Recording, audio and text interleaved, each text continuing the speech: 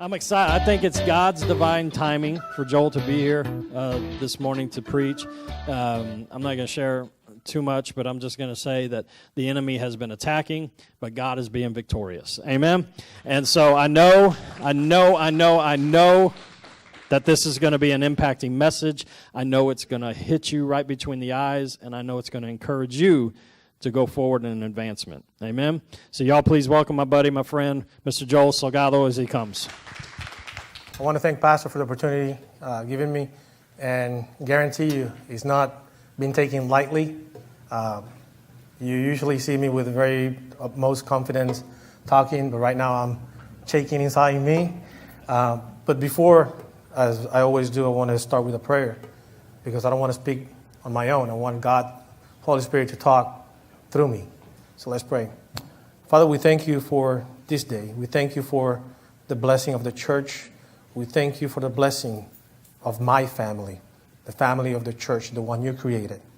Father, in this time, I thank you for the opportunity to speak in your behalf. And I ask you, Father, that you use me. You clean everything out of me, and you are the one speaking through my mouth. I ask you that in the name of Jesus. Amen. All right, so let's start with a little introduction, because I know Pastor like introduction, so I have to emulate my pastor a little bit, right? So, who has ever in your life brag about something? Raise hands. Amen. Yes. I brag about my kids. I brag about my spouse. I brag about my job. I brag about the people that work with me. You know, I work for the Coast Guard. I got the best trained people for search and rescue. And when I talk to my people and send them out to do something, I brag about them because they're awesome. So bragging is defined as speaking or saying something in a boastful manner. So I like to brag about my church. I like to brag about my family. I've been saying here since I moved to Corpus. My wife did not want to move to Corpus. My kids did not want to move to Corpus. When I moved to Corpus, my wife cried. To be honest with you, it's like, where you have brought me to.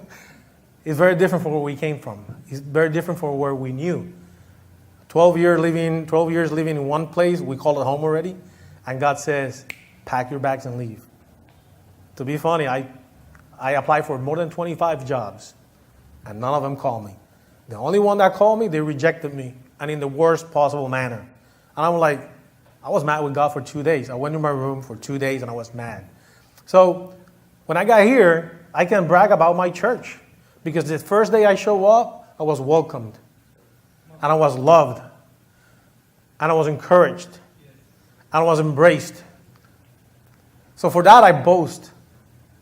And I brag about my church. And I brag about my pastor. And I brag about my pastor's wife and his kid. And all of you guys. And everywhere I go, I said, I'm in Corpus. And I feel home because of my church. I don't say because of the church. I say because of my church. And I brag about my church. Let me tell you something. God brags about you. I don't know if you understood what I said. God brags about you. But don't take my word for it. So, let's go to the Word. The Word of God in John 1:6-8. And you can read it up here. All right there. It says, one day, the members of the heavenly court came to present themselves before the Lord. And the accuser, Satan, came with them. You know, let me tag along, bro. I'm going with you. Where have you came from? The Lord asked Satan. Satan answered the Lord. Because if you don't know, Satan has to answer to the Lord. Not to anybody. He has to answer to the Lord. I have been patrolling the earth like he was a cop, watching everything that's going on. Then the Lord asked Satan, and this is how he brag about you. Listen, have you noticed my servant Job? He is the finest man in all earth. He is blameless, a man of complete integrity. He fears God and stays away from evil. So let me tell you something. When you accepted Jesus as Savior, you became that. You came clean, so God brags about you in front of everybody, especially in front of Satan. So you're important now. And once you did that, you put a target on your back. So the title of my message is coming up right now, and it says, God's bragging rights may bring a test to you. Who's going through a test right now? Please don't raise everything, because I know some people are going through left and right. But yeah, we're going through tests because God brags about us. Because God is proud about us. So, Job was a man of God. He was righteous. He was humble. He had integrity. He loved his wife. He loved his kids. He loved his servants. He loved his livestock. So he was a lovely man. He helps out everybody. In Job 1:1-15 says, there was once a man named Job who lived in the land of Uz. He was blameless and a man of complete integrity. He feared God and stayed away from evil. He had 7 sons and 3 daughters. He owned 7,000 sheep, 3,000 camels, 500 team of oxen, and 500 female donkeys. He also had many servants. He was, in fact, the richest person in the entire area. Job's son would take turns preparing feasts at their homes, at their homes, and they would also invite their 3 daughters or their 3 sisters to have the celebration. When these celebrations ended, sometimes after several days, so imagine, if you have a dad that can pay for you to party for a week, and you don't have to go to work, isn't that awesome? I was born in the wrong place.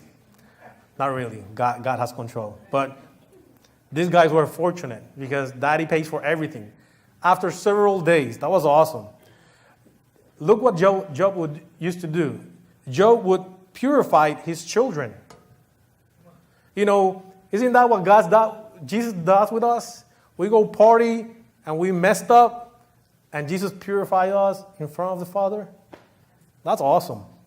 So he would get up early in the morning and offer burning offering for each one of them. Not one collectively, 7. He had 5 kids? No, 10. 7 sons and 3 daughters. So 10 burning offerings. That's dedication. And he says to himself, perhaps my children have sinned and have cursed God in their hearts. And this was, the Bible said this was his regular practice. That's dedication. That's dedication. Many of us, we don't have that dedication. Even though we're saved, we have the blessing of having a church like this and having a good pastor and having good elders and having good friends and good brothers and sisters. But this dedication, let me tell you something. God showed pride on his creation. He shows pride on you. He knows his creation. He knows you because he created you. You know, he needs you right there in the womb of your mom. Let me tell you something. If somebody told you that you were not wanted, they're lying. The Creator wanted you. That's why you're here. Maybe mom, dad didn't want you. They don't matter if they didn't want you. Who wants you, that's the one that matters. That's the Creator, the one that knows you. God loves his creation. Let me tell you something. The accuser has a spot to speak up to. And that's when he's going to come against you. He says the accuser speaks. There's always someone that wants to bring God's creation down. And then they usually, when you brag about something, right, you have somebody that usually talk back. You know, when you have 2 teams. Who's a Cowboy fan here? Raise hands. Cowboy fans. Come on, be proud of your team. There you go. Now I see a little more hands. Who's a Texans fan? You see, if I put you right here, Texans versus Cowboys, you guys are going to talk smack to each other. My team is better, blah, blah, blah, right? So this is the devil, the same thing. They're going to talk smack back. All right? In Job 1, 9-11 says, Satan replied to the Lord when he bragged about his man Job, right? Imagine God. You see my trainee, my boxer right there? Boom. Job is gonna punch everybody out. You have nothing against him. You know what he says? Yes, but Job has good reason to fear God. You have always put a wall of protection around him and his home and his property. You have made him prosper in everything he does. Look how rich he is. But reach out and take away everything he has, and he will surely curse you to your face. Smack that, right? Take everything away. It's like when the kids, you give him everything, and daddy comes up, bro, you behave wrong, pull him out. But at this point, Job hasn't behaved wrong. He's a man of integrity, away from evil, good heart, and blesses his kids. So Satan says, let me sweep his rug a little bit, see how he shakes up. Who has done before? I've done it to my kids. Sometimes I just to mess up. I go to them and like, what do you wrong? Like, yet, for example, Friday. He's picking up. Friday, Michael and I went pick up Angel at school. So we pick him up and said, man, how day was? Oh, that was good, not a lot. I said, awesome. So you better enjoy it right now, because when you get home, he's like, what happened? Oh man, mom's pissed. It's like, what? It's like, I don't know what she saw on the school board. Something's wrong, bro. And I shake her out. He's like, man, what am I gonna do? And he start panicking. Like, I didn't do anything wrong. I don't see anything wrong. And then funny part is, when we got to the house, to the RV, Michael says, you better pray before you get in. You know the funny part? He did pray. So we checked the rug to see how he's doing. And he prayed. He knew he didn't do anything wrong, but he prayed anyways. You know, God sometimes let us shake a little bit so we see where we at. Check us up. You know, are we praising God because he's good with us? Are we praising God because we are in the bonanza? Are we praising God because everything is cool and nice and neat?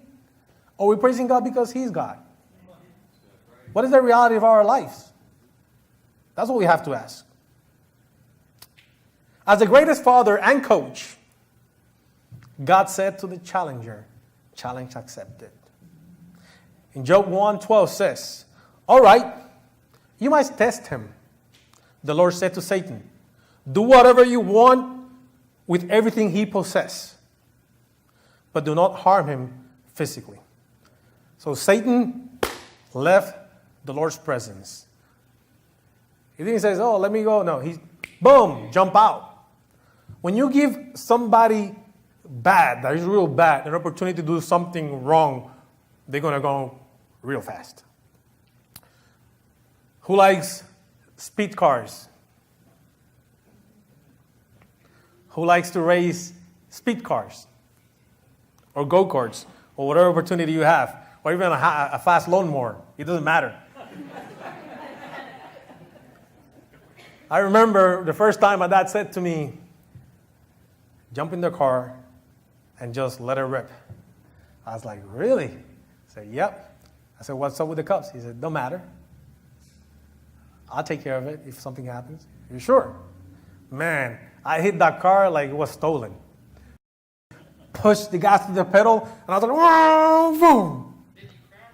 No, thank God, no, I did not. I did not crash. But it was wrong at that time, taking a car, going to a public road, and have a race. Because I was endangering people. If I would have lost control of the vehicle, what would have happened if that vehicle would malfunction? Not even me, but I was going above speed. I could not control the vehicle. I would hurt somebody. It was bad, it was wrong, but my daddy gave me the opportunity to do something wrong. So I took the chance. So the same thing God told Satan. You got the chance, go do it. Challenge accepted. It's like a boxer, you know. Boxers, I've seen many boxers that they have a big mouth, but I've seen very humble boxers.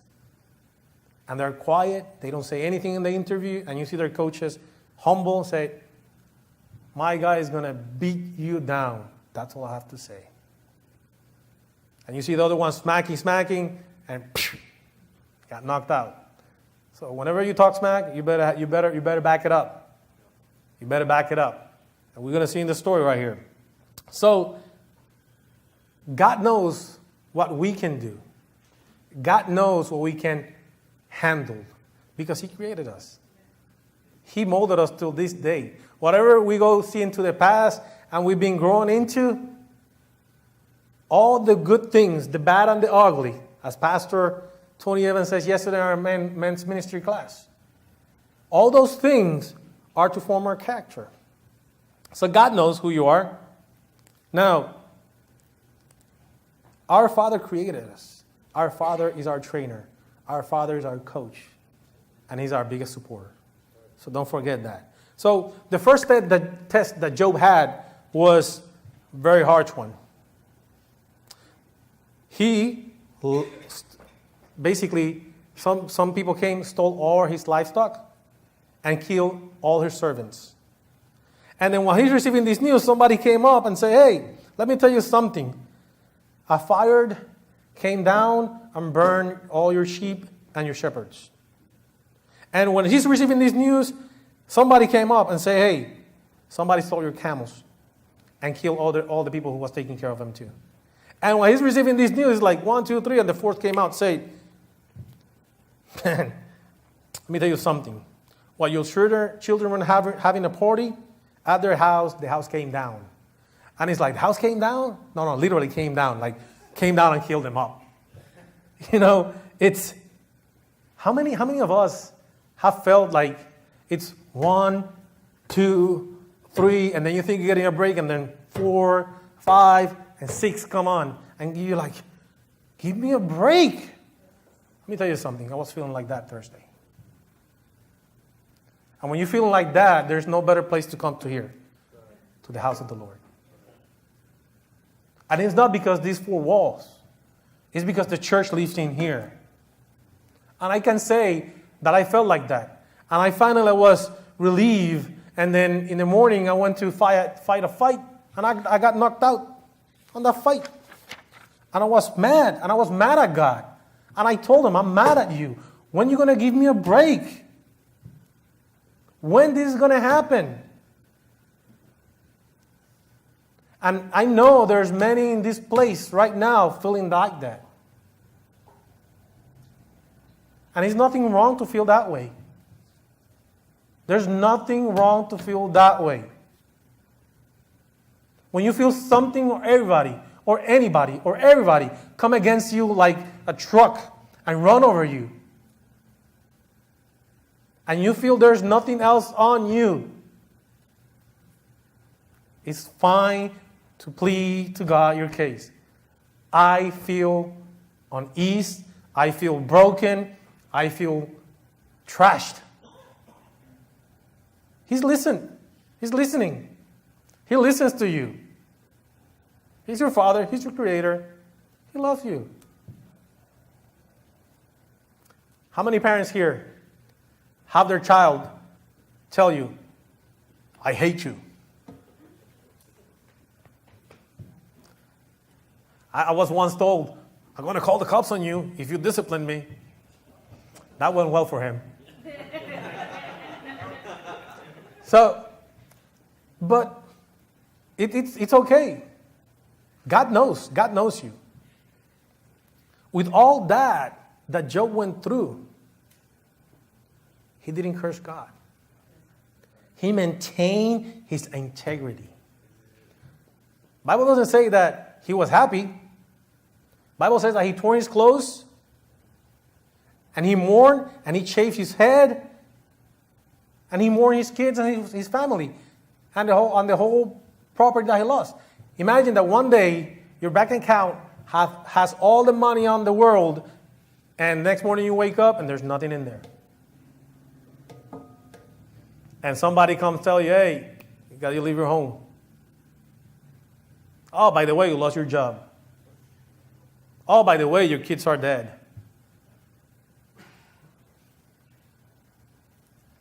Put yourself in his shoes. When you are done, nothing wrong. Not easy. He just had an exhausting battle. And he was ready for a break, as many of us. You have lost a lot. Let me tell you something. You're still standing. You still have breath. You still have life. You still have the same power that raised Jesus from the dead. When you say, Jesus, I accept you, that same power is in you right now. Right? But this is not easy. Because when everything was, all right, now I'm accepting my faith, this was going on. There was another meeting. So you have the first fight. You made it out. Not quite. You win by decision. After 12 rounds of getting beat by the best of doing the wrong things. And then that round is that 12th round, you were like throwing punches like from left and right with almost nothing in you.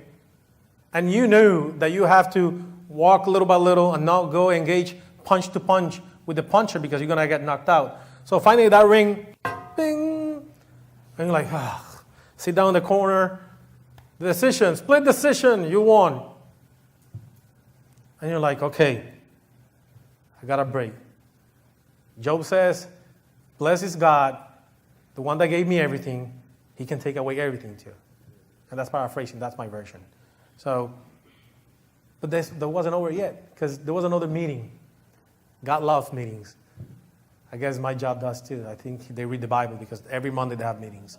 So, anyway, so they have meetings in heaven. So God called his court again, and everybody presented himself. And guess who tagged along? The devil. That guy's sneaky. He can juggle himself. Let me walk with you guys so I can sneak in and whatnot. So he got in, and God bragged about him again. He said, what? I told you my boy is, my boy is standing up. He's winning. He hasn't cursed me because I know who he is. I created him. I love him. I train him. I know who he is. How many of you know who you are? How many of you know who you are? I know who I am.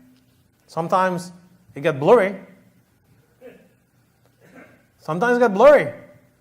It's like, really? Am I your son? Because it doesn't seem to. It doesn't look like. Those parents, mom and dad, that have kids, sometimes they're going to say, are you really my mom, my dad? And sometimes I answer, no, I just find them in a trash can. Just to mess up with them. I love my kids. They're great kids. And I'm proud of them. And I speak boastfully about them. And usually, I don't brag too much. But I brag when somebody comes to me and say, man, you have done a great job with those kids. All I say is thank you. Because it's not me, it's God working on them. I alone can do that job. Of course, I got the great help of my wife. She does 90% of the job. I do 10% of it. She's amazing. So, this is a teamwork. And God has a team. It's called Father, Son, Holy Spirit. And he got a bunch of angels behind them too. So, brag about your team. Brag about them because they brag about you.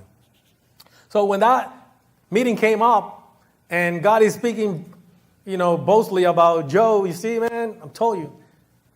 And smack talk comes again. He says, it's because you haven't touched him. Because you didn't allow me to touch him. Let me touch him, and you'll see he's going to curse you. So, what do you think The trainer said, challenge accepted. Bring it on. I know my kid. I know what he can do. I know he's going to beat you on your own game. Bring it on. And Satan left. And he went there and he touched and he put all, from top to bottom, boils and sores on his body. Imagine that who has gotten a burn from the stove before? An electric one that you put the hand, and you get all that little bubble, and that hurts like nobody's business. Imagine from top to bottom. Everywhere. Everywhere. Not mention going to the toilet. That would hurt. Literally, that would hurt. But imagine that. And even then, he's still fighting. Now you're fighting with the little you have. It seems like even your fan base is abandoning you. It looks like you barely had breath. And it looks like either your opponent has something in the gloves, like, I don't know, who knows a lot of boxing here? There was a fighter called Antonio Margarito, and he was a cheater, and he used some cast on his bandage, and whenever he punches and the sweat comes in, that becomes harder. So he beat the best boxers just doing that trick until somebody caught him. So in this fight, it looks like you're fighting a trickster like that. And somebody close to you might abandon you when you're in that down position, when you're down. Let me tell you something. There will be no lack of people to throw dirt at you when you're down. They do it when you're up. What do you think that's going to stop them when you're down? When you're in the ridge, in the top of the mountain, people are going to talk smack at you. Oh, look at this super Christian walking over water. I was told my marriage was not going to last more than 6 months. I'm not telling you my marriage is perfect. But I'm telling you that God has been merciful. When you put God in the middle, everything is possible. When you let God work out things, God rebuilds lives. This year is going to be 19 years. When I was prophesied, nope, ain't going to happen. Not everything that happens to you is because you did wrong. You heard that? Not everything that happens to you is because you did something wrong. And I know there's people in this room right now that need to hear this. Not everything that happens to you is because you've done something wrong. You have maintained your integrity. You have looked up to God. And you're still mad and you're still suffering, and that's okay. That's fine. Tell God how you feel. Tell God why you feel this way. And many of us are mad or emotional because we don't know why. It's not to the tribulation. It's not because of tribulation. Because I guarantee you, AJ, when you go to the gym and you push those weights, it hurts, right? And then when you do legs day, after 1 month not doing anything, next day you're like, it hurts.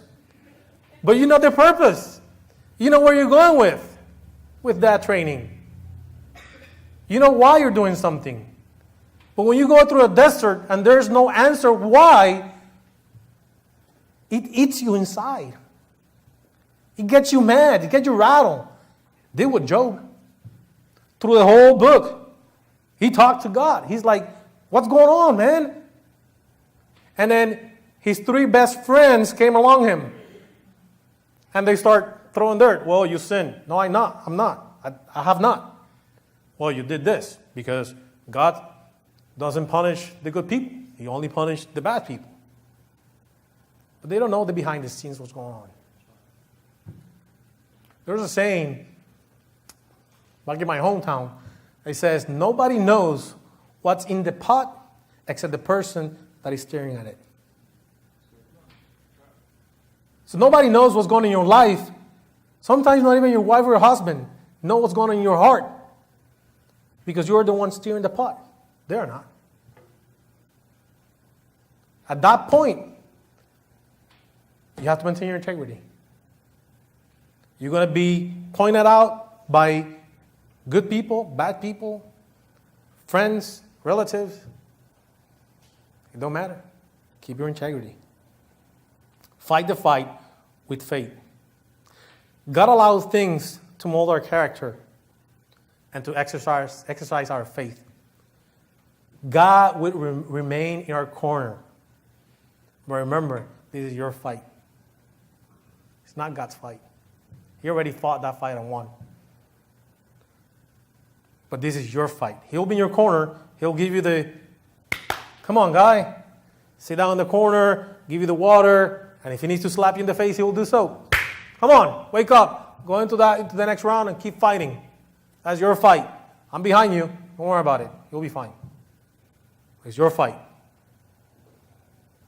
Job at all times recognized that God is all-powerful and always right.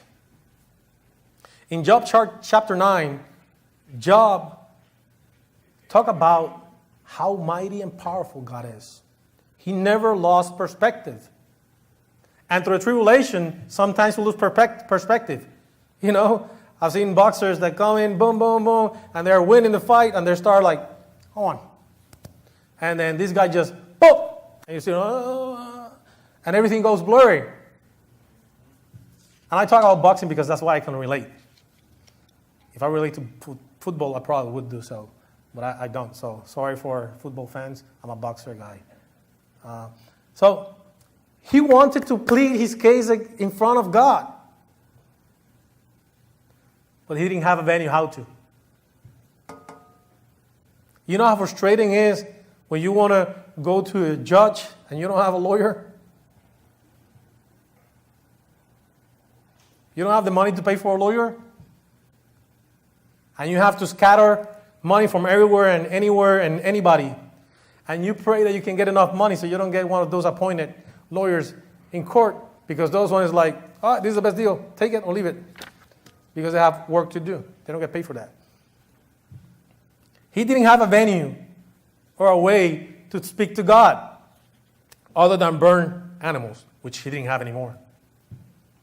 So imagine how frustrating it is. Now, Job said, on 9:4 says, for God is so wise and so mighty, who has ever challenged him successfully? He knew where he was standing at. You have to recognize, I have to recognize where we're standing at. Where's our place? Where's our position? He wanted a way to be heard. He knew his limitations and understood his place in the kingdom of God. Now in Job 9:32-35, you can see it up there. He says, God is not a mortal like me, so I cannot argue with him or take him to a trial. If only there were a mediator between us, someone who could bring us together. The mediator could make God stop beating me, and I would not longer live in terror of my punishment. Then I could speak to him without fear, but I cannot do that in my own strength. That's a prophecy right there. If you don't get it, that's a prophecy right there. He was asking for a mediator, somebody between him and God. Let me tell you something. You got a mediator. And when you put that blood, it's like a lens. And when God sees us, he sees us clean, no wrinkle, no spots. Because that blood makes us white as snow. You have a lawyer. You have the way to speak to God in the midst of your problem. You have the way to reach out to him in the moment of need, in the suffering. And if you don't know how to, the Bible says when there's two or more in his name, he will be there. So come to the place. I'll get your phone. Stop looking at Facebook and looking through the rear mirror. What yesterday happened, yesterday stays. It's not going to change your future. Whatever you see from the back is not going to change your future. Don't dwell on the past. Do not dwell on the past. If it was good, enjoy the memories. But look for new memories to make. If it was bad, because you did something wrong, God forgave you already. Pass through that. Move on. If it was ugly, somebody did you wrong, forgive. Forgive and let go for the anger. Forgive and let go of the charge and the weight of your shoulders. Because if you don't forgive, you're not going to move forward. There's nothing in the other side. There's actually no side to go on. Because if He forgave us, who are we not to forgive? And it says in 1 Timothy 2, 5 and 6.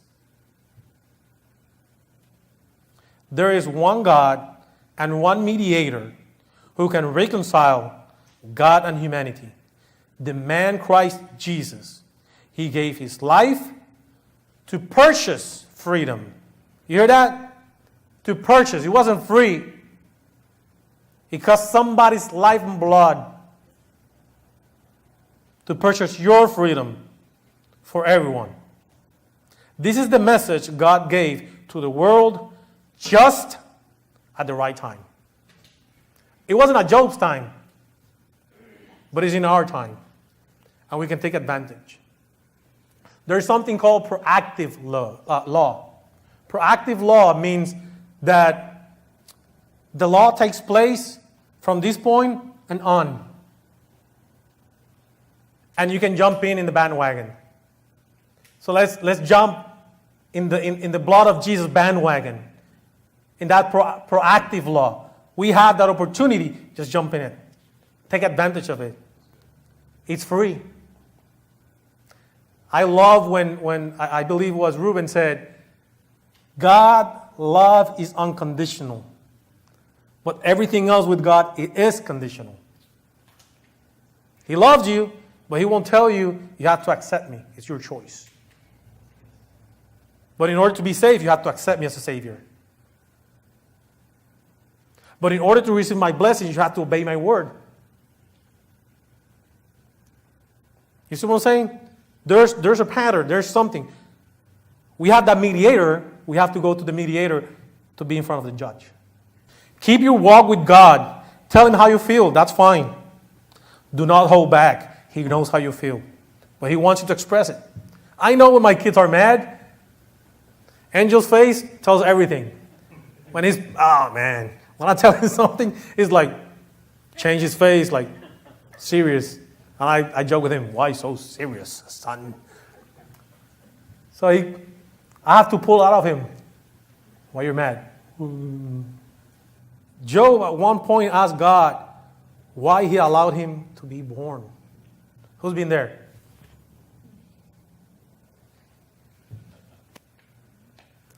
Who has told God, why you let me born? If you're going to make me suffer all this, why? Why you brought me to this place in the first place? I don't want to be here.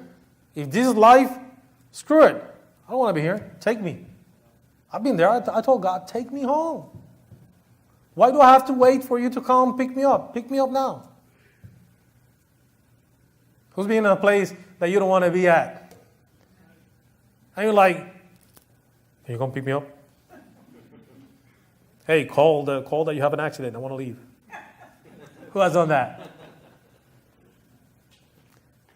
If I'm not out the meeting with mom and dad by 3 o'clock, make something up. Call like it's an emergency. Call me on the phone. I'll make something up. Rescue me from the boss. I had a boss tell me a couple times, if I'm not out of the office of the CEO in 20 minutes, call me. Tell me that the world is ending. Right? So that's how Job felt. The world is ending for me. I don't want to be here. Take me with you. Kill me. Do something. Stop punishing me. Many of us have felt like that. Many of us are feeling like that right now. But endure, because the victory is coming. Your victory is coming. The road might be painful, but I can guarantee you can endure with him in the corner. We have the mediator. Job did it. Remember the good old days? Who remember the good old days? I remember yesterday, it was like boom, came to my mind when we were talking about yesterday in the men's meeting. Tony Evans talked about the good old days. He went back to where he was raised, born and raised, and he see the old same friends in the same old corner. And all they talk is about yesterday. Oh, I remember when we did this in high school. Remember when we did this? And next year he goes back and visit, and they're talking about the same thing. Move on. Move on. You don't want to be stuck in the same corner. Faith has to be in a line and in conjunction with motion. You have to move on. You want God to do something? Move towards it. If God put something in your heart and you know it's been burning in your heart, move on. Step in faith. Step in faith. Forget about yesterday. Maybe not forget, but remember the good things that you did back then, and it give you pleasure, and God blessed that. Use it to look for new places to go, to do new things. The bad things, you learn from those mistakes, don't do it again. And people do you wrong, forgive, and treat people the way you want to be treated. Move on. Move on. God will restore what the enemy has taken from you. You heard that? It's a promise. God is going to restore whatever the enemy has taken from you. It's not going to be only financial, but it's going to be your joy. If you lost your joy, God can restore that. You heard what I said earlier, right? Faith has to move on. An example was awesome. Who has gone into a building that has motion detector lights to turn on? I've been there. So you have to move. You get into the room, lights come on, right? You leave the room, couple seconds, boom, lights goes off. So when nobody's in the room, there's no movement. That doesn't mean that the power for the light's not there. Power is still there. But there needs to be movement in order for the light to come up. So God light, the power is in there. You need to move on to get the light on yourself. God is going to restore your family. He's going to restore your prayer life. He's going to restore your relationship with Him. And He's going to fix and restore those relationships with other people. Because you're going to forgive. Not because they're going to forgive, because you are forgiving. Because start with you. You have to move. He wants you to stand up. He wants to forgive those ones close to you and those ones that kick dirt on you. He wants you to shine bright and be the salt of the earth. When you have a bright light, you put it in the top so it shines everything up. What happened when Mama cooks and she put no salt on the meal? It's like, ugh, right? But when it's nice and season it, you're like, ooh, like Ruben's fajitas yesterday. Man, they were awesome. Thank you, Ruben. I was like, how you season these things, man? They were like, and it's like cheap seasoning, or is it? But it's not only a cheap seasoning or expensive seasoning. It's a loving hand that have done it. It was seasoned right to perfection, and it was cooked to perfection. Who were there last night? You can attest for those, right? It was good. That was good. That was good. That was good fajita. And everybody else who brought everything, thank you guys. That was awesome. Thank you. That was a good night last night. So you want to be the salt of the earth, you have to move in faith. You have to be righteous. You have to be walking with God. Now, we make plans and we think what is best for us. But I'm going to tell you, God has our back. And God knows what we need in order to show His glory. In the next slide says in Proverbs 16:9. Got it up? It's clearly. We can make our plans, but the Lord determines our steps. We can make our plans, but the Lord determines our steps. Who has gone on a vacation and you have everything planned out? You got like the agenda. All right, guys, Monday, this is what we're going to do. Tuesday is what we're going to do. Thursday, what we're going to do. Friday, what we're going to do. And Saturday, we go home, but this is where we're going to stop. We're going to put gas. This is what we're going to eat. This, so you plan everything, right? You're the planner. Who's the planner in the family here? Raise your hand if you're the planner. Only one? No planners? 2, 3, all right, that's good. At least somebody plans ahead. But let me tell you, when you plan, count with God. When you make your plans, you have to count with Him. You have to call Him up on Him. You have to tell Him, hey, this is what I think. What do you think? Bounce the ideas. Don't go by emotions. Don't make a permanent decision with a temporary emotion. So bounce the ideas again, with God. Bounce them. Hey, what do you think? And sometimes God has to be harsh on us to pull us away because we plan, but He addresses our steps. He's the one that determines where we want to be walking. He makes our path. And the path is made right there in front of us. And sometimes we're like, let me go this way. And God, no, right here. And then sometimes God, like Ruben says, you let the leash go on to see how far you go. And when the leash, you don't have no more to go, you get pulled over, boom, it hurts. You have to come back and start from the beginning. Because we did not count with God. God will come to your rescue. He did it for Job. And Job had an encounter with God that changed his life. It is time for you and me to have a real encounter with God. The type and the one that Job had. And this is what Job said on Job 42:5. I had only heard about you before, but now I have seen you with my own eyes. When I was growing up, I only heard of God because my grandma took me to Dominican school with her against my dad's will.